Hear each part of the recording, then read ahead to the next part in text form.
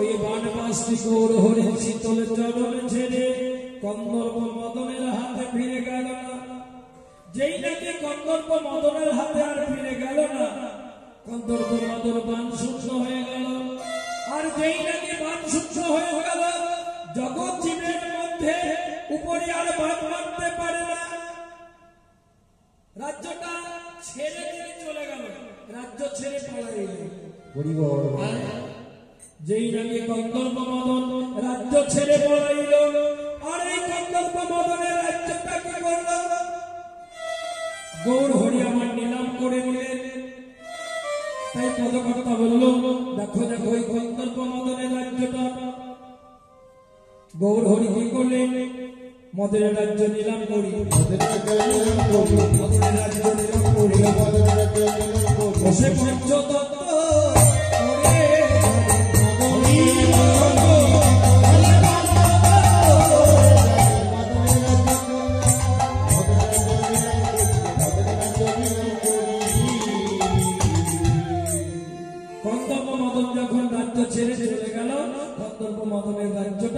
গৌর হরি নিলাম করে নিলে। কি আইন জারি করে? না পঞ্চতত্ত্ব আইন জারি করে। পঞ্চতত্ত্ব আইন জারি করে গৌর হরি মদনের রাজ্যটাকে নিলাম করে নিল। মদনের রাজ্য কোনটা ছিল?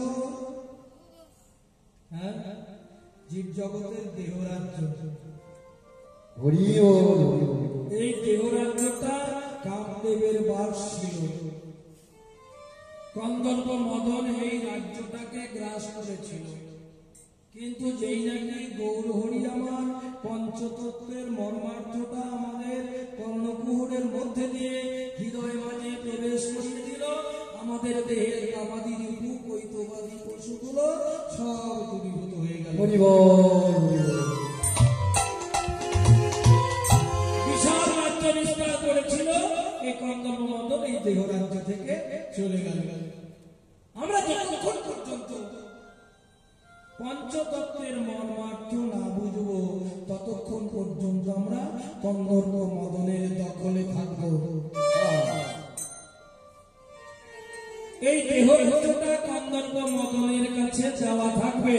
আর যদি কিনা গুরুর কৃপায় ওই পঞ্চতত্ত্বের মর্মার্থটা হৃদয় মাঝে একবার প্রবেশ করে, এই দেহ থেকে কন্দর্প মদন দূরীভূত হয়ে যায়।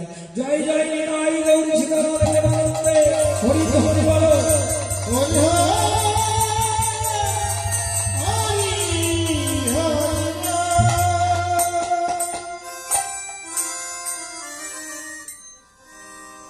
কন্দর্প মদন রাজ্য ছেড়ে চলে গেল। তাই পদকর্তা বললেন, দেখো দেখো নবদ্বীপ আমার গৌর হরি, নবদ্বীপ আমার গৌর হরি, আমার গৌর হরি, নবদ্বীপ আমার গৌর হরি। সবাই মদন ধরে বলো নবদ্বীপ আমার গৌর হরি, নবদ্বীপ আমার গৌর হরি,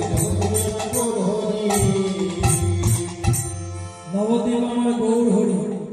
এখানে যে হরি কথা বলা হয়েছে, সে হরিমানের সিংহ, সেই হরিমানের সিংহ।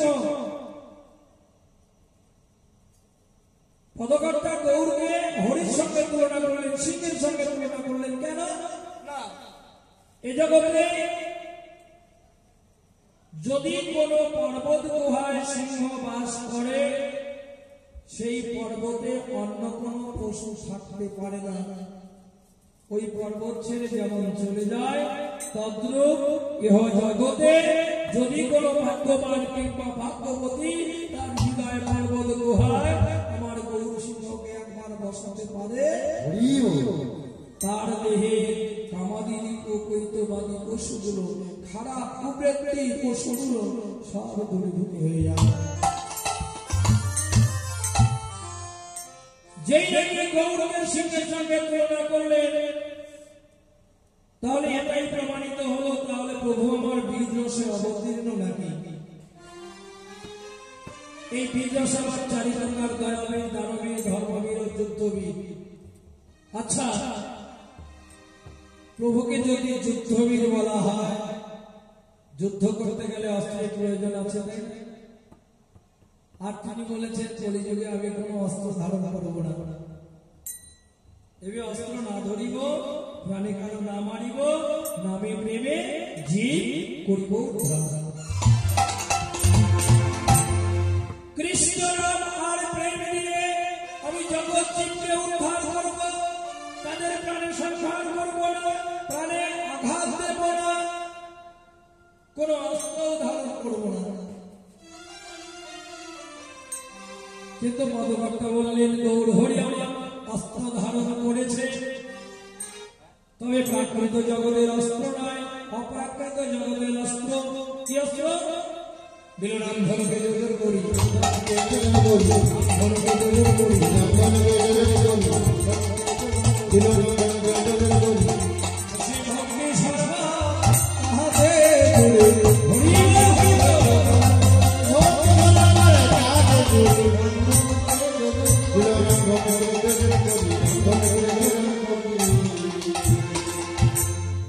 দিল নাম ধনুকে যোজন করি। হরে কৃষ্ণ কৃষ্ণ কৃষ্ণ হরে হরে, হরে রাম রাম রাম হরে হরে। এই 16 নাম 32 অক্ষর দিয়ে তিনি একটি ধনুক তৈরি করলেন। এটাই হলো অস্ত্র। আর বান জুড়ে দিলেন কি? তাতে বান জুড়ে দিলেন ভক্তিবান। ভক্তিবান এমন শক্তবান, জানেন, এমন শক্তবান। এই ভক্তিবানটা তিনি কৃষ্ণ নাম দিয়ে অস্ত্র তৈরি করে যার অঙ্গে একবার ওই বানটা মারলো, সেই গৌর হরির বর্ষটা স্বীকার করে ফেলল। কৃষ্ণ নাম আর ভক্তিবান যার গায়ে মেরেছে, সেই জন্যই তারা বর্ষটা স্বীকার করেছে। ইহজগতে ভক্তিবানটা এমন শক্তবান, জানেন, যদি কোন কারো শত্রু থাকে, এমন এক শত্রু আছে যে তাকে দেখা মাত্রই তাকে মেরে ফেলবে, সেই শত্রুটাকে প্রভাতকালে উঠে গিয়ে যদি তার চরণ ধরে একবার ভক্তি করা যায়, মারতে পারবে? সে আর মারতে পারবে না। তাহলে ভক্তিমানটা কেমন শক্তবান? মান অভিমান ভুলে গিয়ে তার চরণ ধরে যদি একবার ভক্তি করা যায়, সে আর তোমাকে মারতে পারবে না। তো সেই জন্য সেই শক্ত বানটাই তিনি নিয়ে এলেন। তিনি কৃষ্ণ নাম আর ভক্তি নিয়ে জগৎ জীবকে যখন মারলেন, সমস্ত জীব জগৎটা তার পক্ষে চলে গেল। তাই পদকর্তা বললেন, দিল নাম ধনুকে যোজন করি, ভক্তি সর্বান তাহাতে জুড়ি। নদী আর ঘোড়াগড়ি সাজের বেলায় ছিল ধরে, গঙ্গার জল ভরতে গিয়ে সাজের বেলায় ছিল ধরে, জল ভরতে গিয়ে কাছে কলসি নিয়ে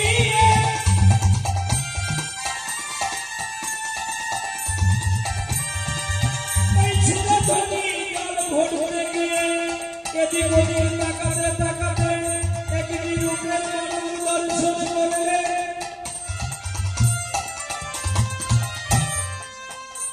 ওই নাগরিকটি রূপের মানুষ দর্শন করে তন্ময় চিত্তে তাকিয়ে রয়েছে। কখন গিয়ে কাঠের কলসি জলে ভেসে গেল বুঝতেই পারল না। দ্বিতীয় আরেকটি নাগরী এসে বলছে, নাগরী তোর কাঠের কলসি যে ভেসে গেল, তোর কাঠের কলসি যে ভেসে গেল, তুই অমর করে কি দেখছিস রে নাগরী? নাগরী রে, ওই প্রথম নাগরীটি বলছে, আমি যে রূপের মানুষটা দেখেছি, সেই রূপের মানুষ পেতে গেলে আমার কলসি কেন? আমার দেহ ফুল কলসি যদি ভেসেও যায়, তবু যদি তাকে পাই। দ্বিতীয় নাগরিক বলছে, কি রে, এমন কি রূপের মানুষ দর্শন করবি বল না নাগরিক? প্রথম নাগরিক বলছে, নাগরিক এই নৈদা মাঝে জন্ম নিয়ে আমি এত রূপের মানুষ দেখেছি, কেউ কোনদিন আমার মনোপ্রাণ হরে নিতে পারে না।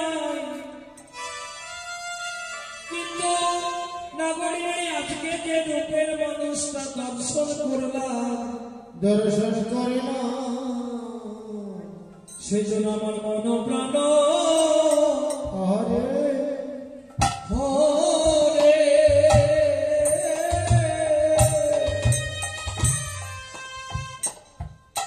নীল রে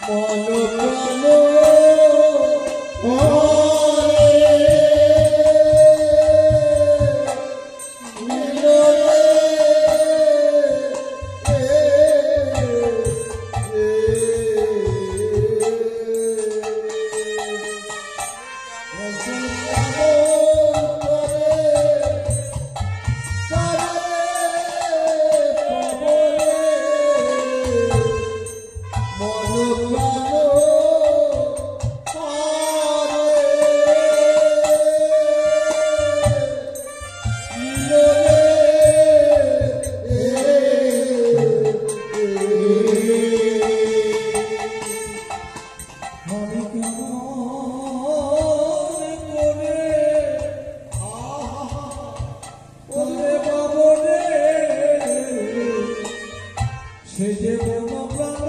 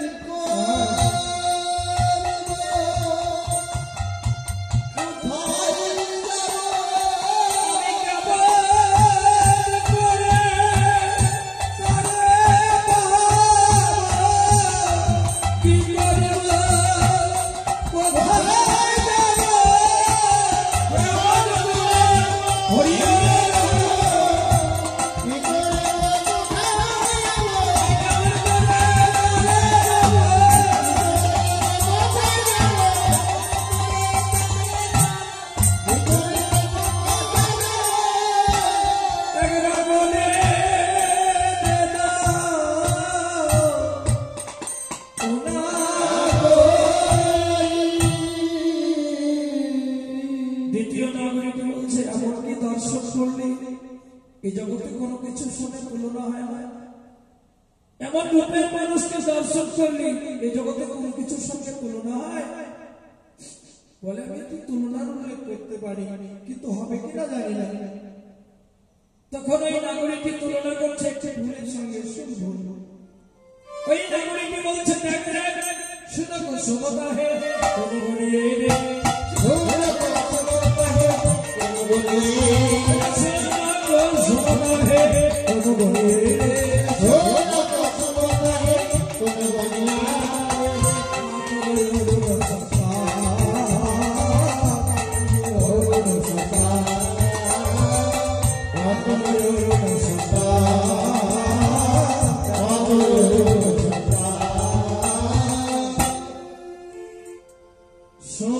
সমতা হে কোনো বনিয়ে আমি ওই ফুলের সঙ্গে ওই বদলটার তুলনার উল্লেখ করলাম। পদকর্তা এক মাস থেকে বলছে তুমি তুলনা করেছ, তুলনায় মেলে কিন্তু আবার মেলে না। ওই ফুলে যেদিন প্রস্ফুটিত হয় তার অপূর্ব লাবণী থাকে, কিন্তু পরের দিন আর থাকে না। কিন্তু গৌর হরির বদলটা আজকে যেমন দেখছো পরের দিনও তেমনই থাকে, তারপরে দিনও তেমনই থাকে, বরঞ্চ দিনে দিনে তার রং বাড়তে থাকে। শুধু তাই নয়, গৌর হরির বদনটা উজ্জ্বল বরণটা দিন দিন বাড়ে। শুধু তাই নয়, যে গৌর হরি হরি হৃদয়ে ঠাই দিয়েছে তারও দিন দিন অঙ্গ প্রভা বেড়ে যায়। তাই বড় কথা বললেন, না না ওই ফুলের অঙ্গ প্রভা তো দিনে দিনে কমে যায়। প্রথম দিন যে অঙ্গ প্রভা থাকে, পরের দিন প্রখর রোদের কিরণে ওই পাপড়িগুলো চপসে যায়, কালো হয়ে যায়। সেদিক দিয়ে বিচার করলে ওই গৌরের বদনের সঙ্গে এই ফুলের তুলনা হয় না। নদীয়া নাগরিকই বলল, এই ফুলের সঙ্গে যখন তুলনা হলো না, তাহলে আমি আরেকটি তুলনা উল্লেখ করব, সেটা হলো প্রভাতের অরুণ। প্রাতর অরুণ সংস্থা, প্রভাতকালে যে অরুণ শীতল সংস্থা প্রদান করে তার সঙ্গে তো তুলনা হবে। বলে হ্যাঁ সেটা হয়। গৌর হরি আমার কৃষ্ণ নামে দিয়ে দিয়ে জীব জগৎটাকে আলোকিত করেছে, আর প্রভাতকালে যখন সূর্যোদয় হয় জীব জগৎ আলোকিত করে তার আলোতে।